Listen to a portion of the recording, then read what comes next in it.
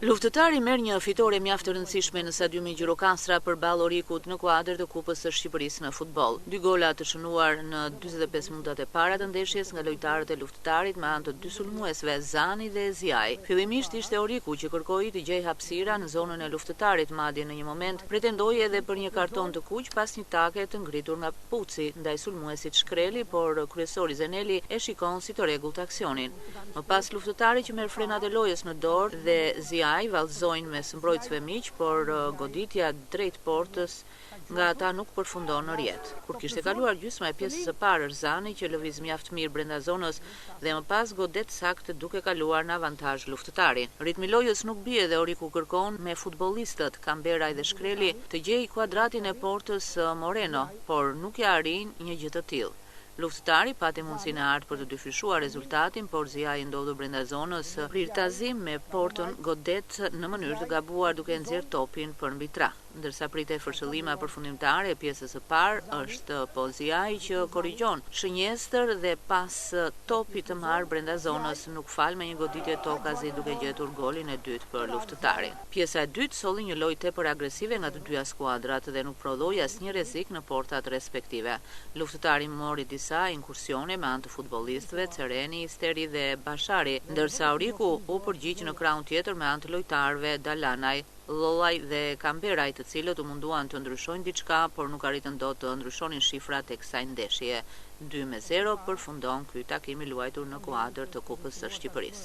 Objektivi është që ne si trajnera duhet që të kemi gjithë lojtarët me minutat plota.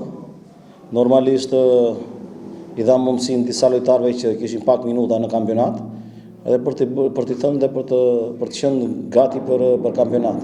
Kështu që sa më shumë ndeshje të kemi për lojtarët që janë më pak të aktivizuar, aq më mirë është. Normalisht edhe kalimi i turnit na jep një kënaqësi aq më tepër që Orikumi është një skuadër e mirë investuar, është një skuadër që pretendon, është në krye të grupit për të ngjitur katën e parë dhe normalisht nuk ishte lehtë. Gjithsesi e administruan mirë lojën. Shkuam në avantazh edhe pasaj ishim gjatë gjithë kohës në menaxhimin e lojës edhe në interpretimin atë që kërkuam që loja të shpërndajë në gjithë fushën. Mund të bënim dhe më mirë në disa element, por mos harrojmë që janë elementë goxha të rinj, janë elementë që kanë ardhur nga ekipet e të rinjve vjet, kanë luajtur në ekipin e U19 dhe si vjet është herë e parë që aktivizohen në ekipet e para.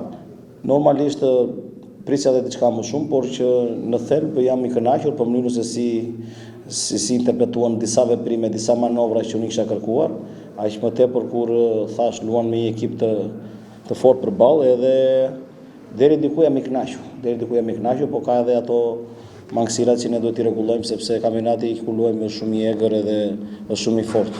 Në pjesën e parë ne provojmë një modul që ishim me 4-3-3 me Misun mus në maj, vetëm me Shkrelin dhe normalisht çeptojmë te pjesa e presionit apo e presimit.